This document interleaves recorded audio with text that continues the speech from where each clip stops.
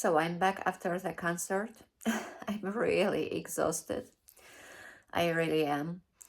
Uh, those of you who don't know what I'm talking about, please watch the part one first of this video of this message. I have a few more words to say, so I hope this part is going to be shorter because I'm really exhausted.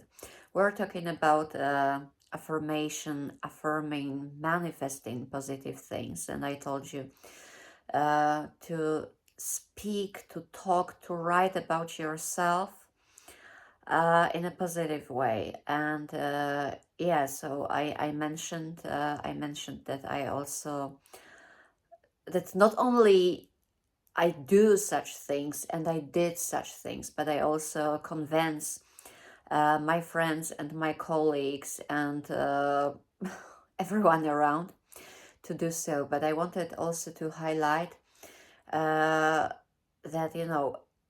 we all sometimes feel weak, we all feel terrible, exhausted, and so on. And sometimes, of course, it will happen that you will have such thoughts, or you will say something like that, or you will write. Of course, don't over criticize yourself then that you've done something like that. Forgive yourself, but try not to do it. And if it is possible, try to delete such messages. I have a good friend. She's an amazing person. She's really an amazing person, and she's really tough. I guess she even doesn't know how strong and how tough she is. But I know it, fortunately. I hope I tell her sometimes, or I show her sometimes. We share a lot with this girl, and yeah, she has been on a divine counterpart journey much longer than me. And if you know what I'm talking about, you know that it's not an easy thing. It's the most challenging and difficult thing and journey you can be on. If you don't know what I'm talking about, maybe it's not your time. So no worries. Anyway, it is challenging, and she has been going through it for a very long time, and from time to time she is tired. She has some negative thoughts and so on. She usually controls herself, but from time to time, she writes some negative messages, generally with negative energy, and she sends them to me. In such moments, sometimes I just wait till she deletes them herself, because she knows, she's aware of that she shouldn't think in a negative way, and she does it herself. But sometimes when she's really tired, I send her voice messages yelling at her, delete these messages immediately, delete them now, delete them before the universe can see them. And this is what I wanted to tell you. Yes, delete such messages. Really try to affirm positive things. Try to think about your situation and yourself in a positive way. And this okay, there are millions of reasons why we have this negative attitude, why we criticize ourselves. And we're gonna talk about it, because such things as perfectionism, it's a very complex process, and yeah, complex mental process with connected with our childhood, with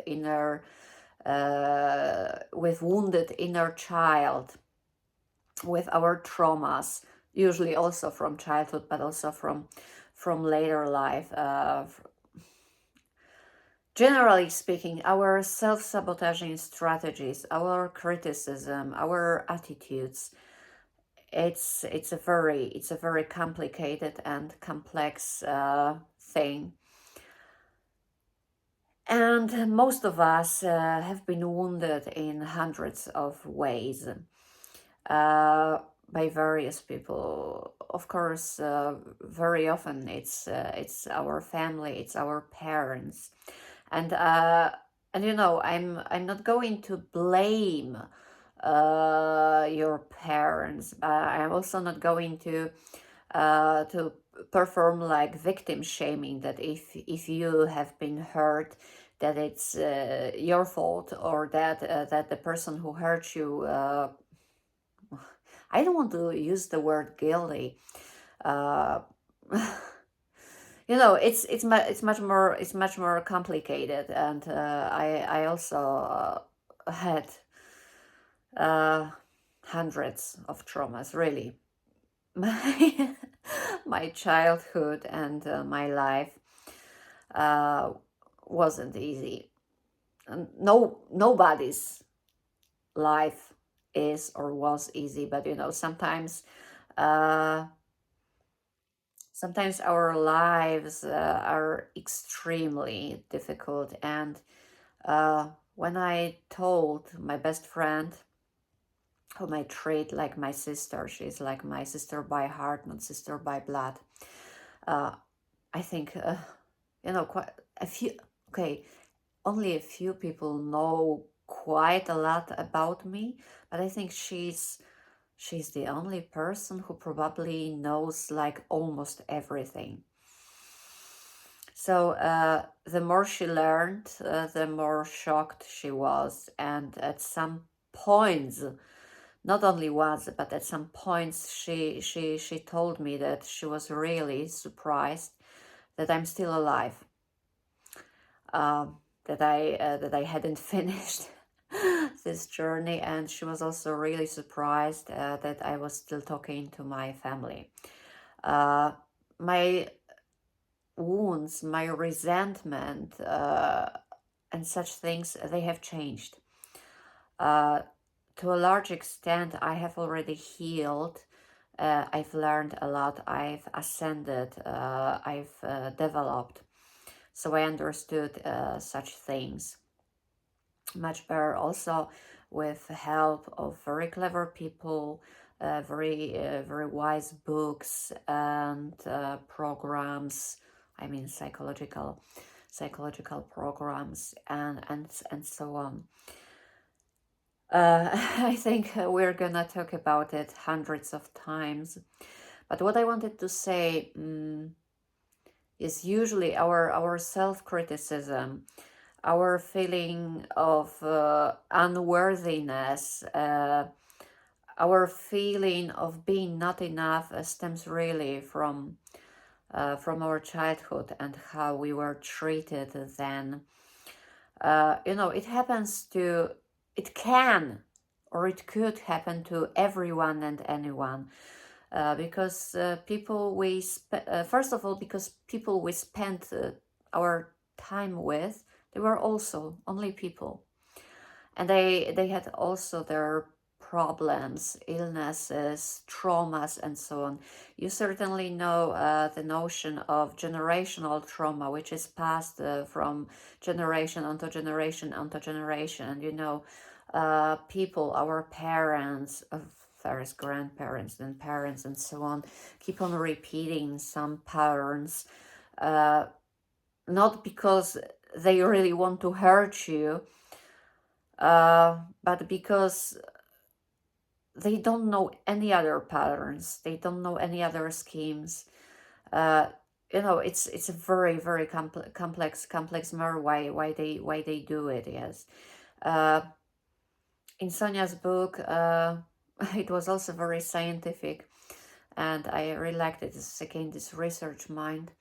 She said like, or she wrote like, you don't have the full data, so you cannot judge you cannot judge this person. You don't know what they were going through. You don't know what was happening to them, and so on. This is why you are not able.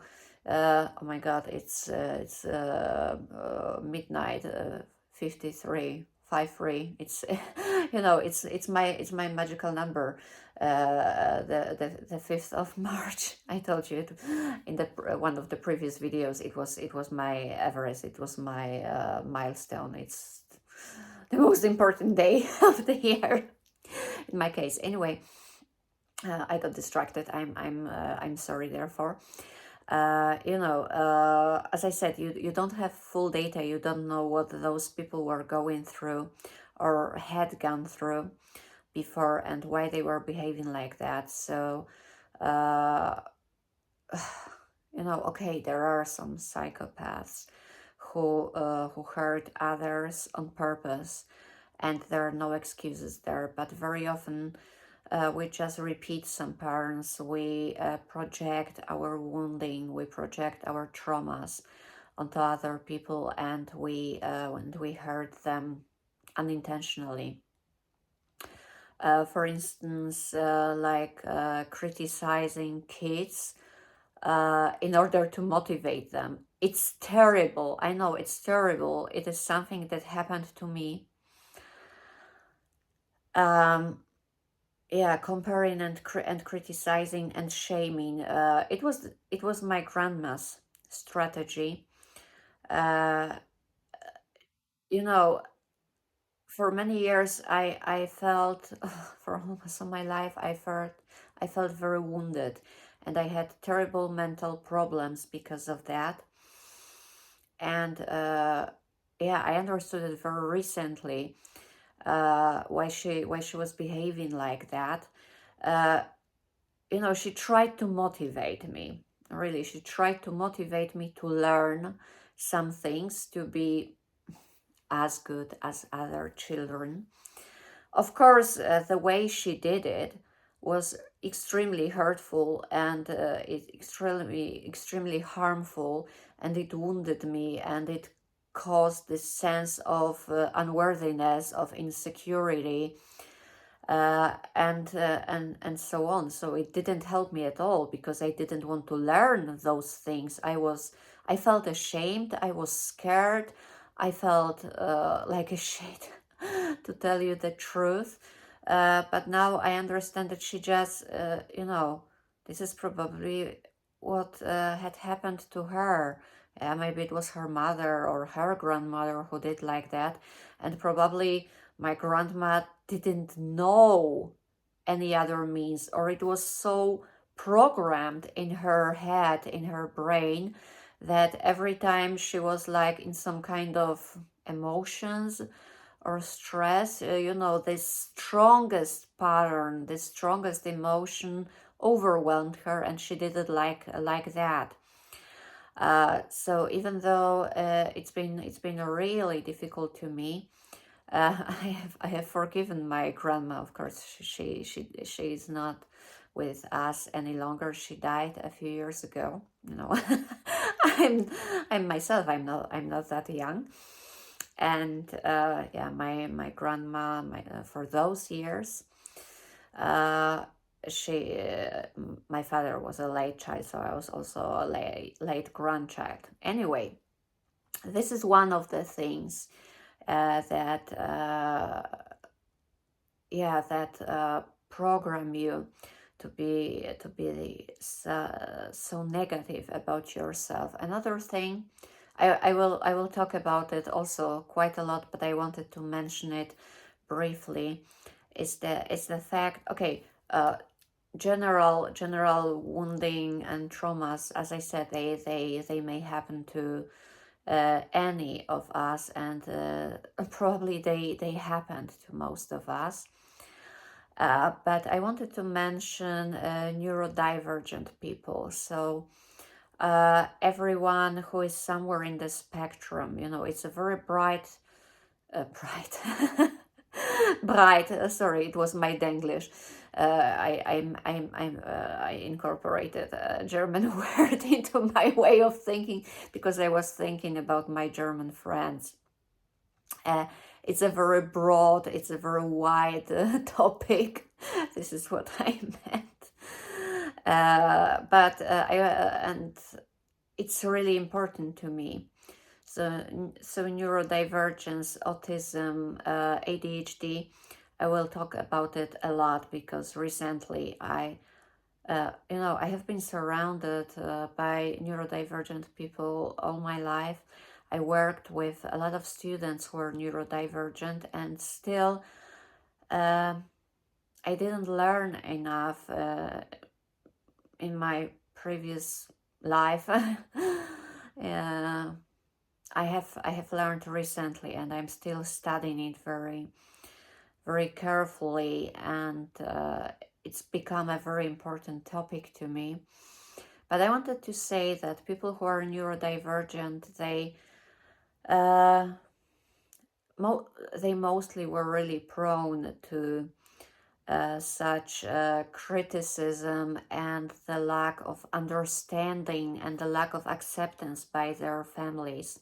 Nowadays, it's much easier and much better. We are much more aware. Uh, I think it's also one of those positive sides of the internet, of social media, that such information spreads more, and research and awareness. And young people who are neurodivergent nowadays, they are not, first of all, they are diagnosed.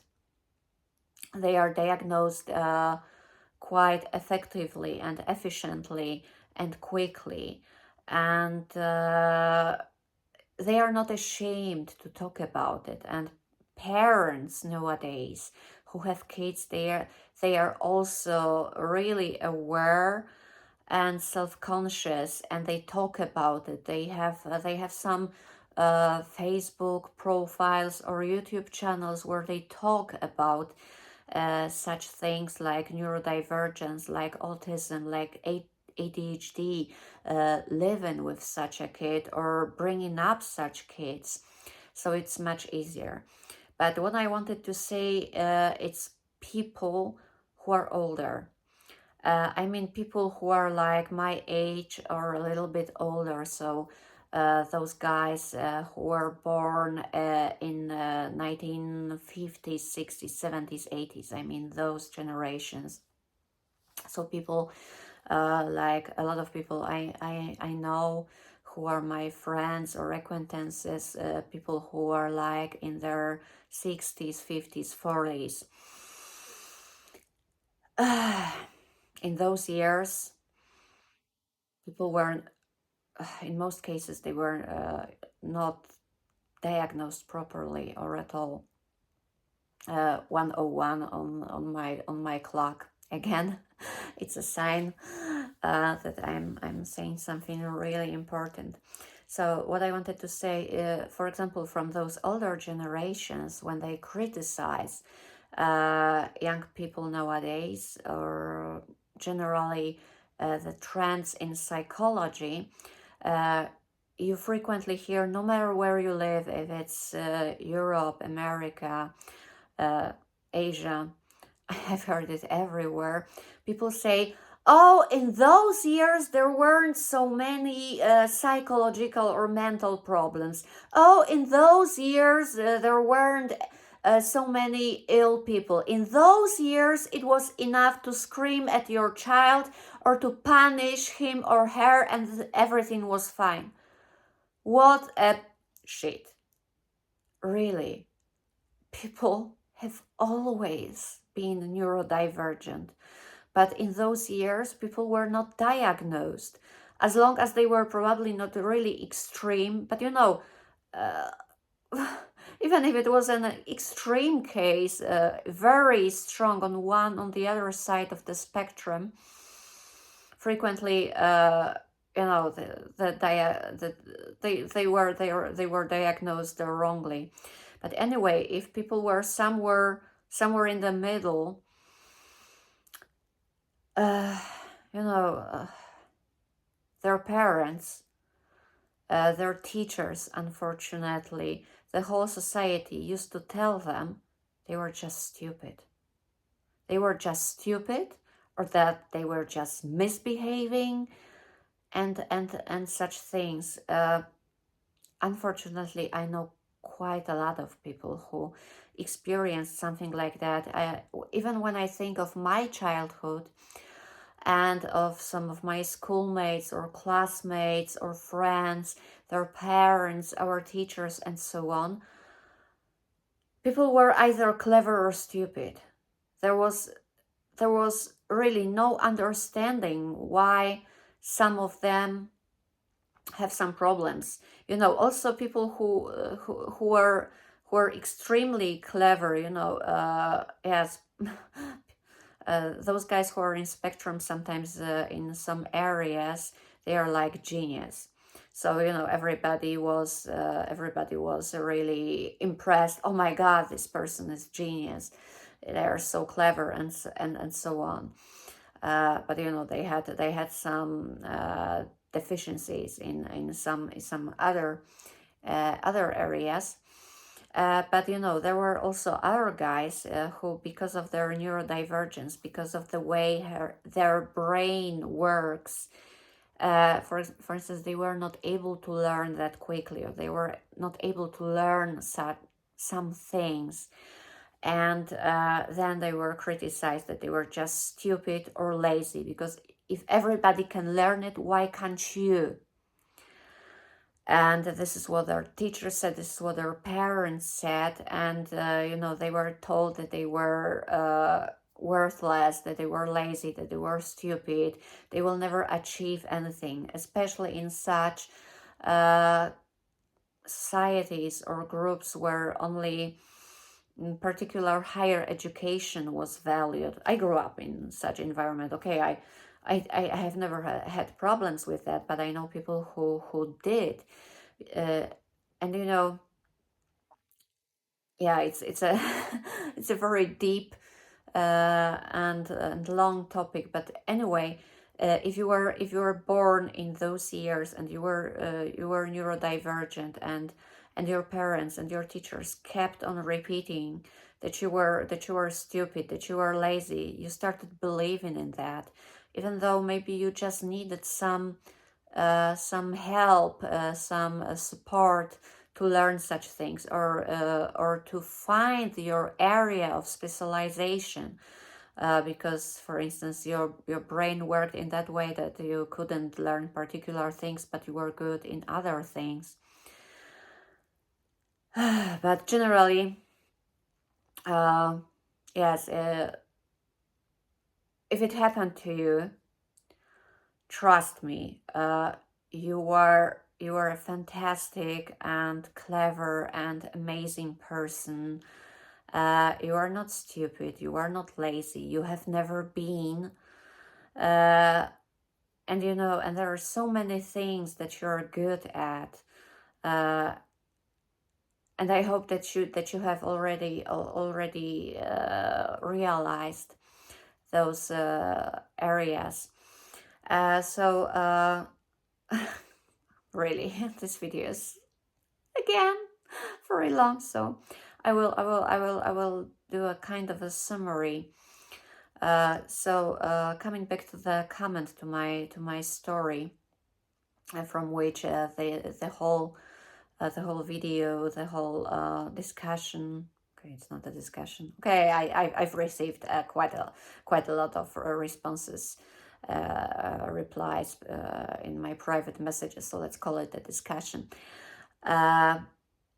First of all, you are not stupid, you are not crap, you are not lazy, and so on. Secondly, if you are here, it means that you were meant to be here. And I told you, in the universe there are no coincidences. Even though when we think that it is a coincidence, each and every of us has their own role to play, and some tasks to perform, and our mission. So again, whatever your higher power is, if it is God, spirit guides, spirit universe, and so on, they wanted you to be here. So think about it also in these categories.